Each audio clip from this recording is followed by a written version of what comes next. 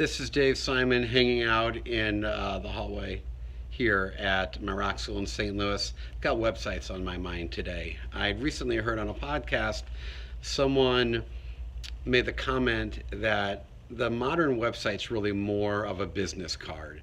It's not a place where customers are going to obtain lots of information. That today's web user isn't looking to hang out on a website. That they're just trying to figure out if your product is for them. And the most important thing on your website is not providing all this information about your product and about yourself and your story, but laying out a very clear call to action.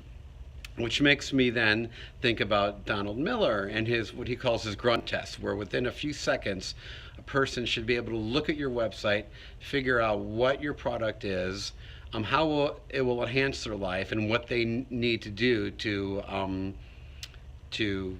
enroll or to purchase your product. Today, I read in this book, Inbound Marketing by Brian Halligan and Dharmesh Shah. They talked about this book that I never heard of by Steve Krug. The book's called Don't Make Me Think.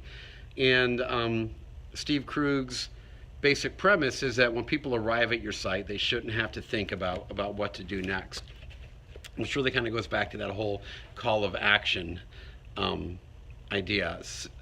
Something I still see on a lot of websites is that call to action isn't clear. That instead of trying to provide all this information on your website, you want that prospective customer to contact you, and you want to make it very clear how to contact, how for them to contact you.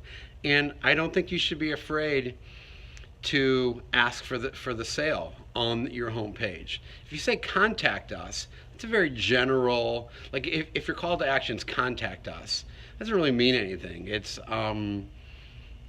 contact us to say hello, to get information.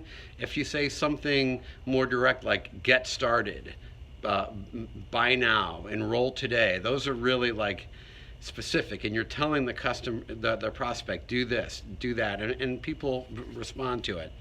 So to go back to my first comment about the business card, okay, maybe that's a bit extreme. Maybe a website is more than the name of your business, your name, and your job title. But really, whoever said that, and I don't remember who it was, I think what they were trying to get at, or my takeaway from that, is that your website should not be a source of a ton of information. It should just have the bare bone basics. It should have information that's going to entice the prospective customer. More importantly, you're going to have just enough information to make them feel compelled to snap into action and to reach out and contact your business. So a few thoughts I wanted to share with you, and hope you find it helpful.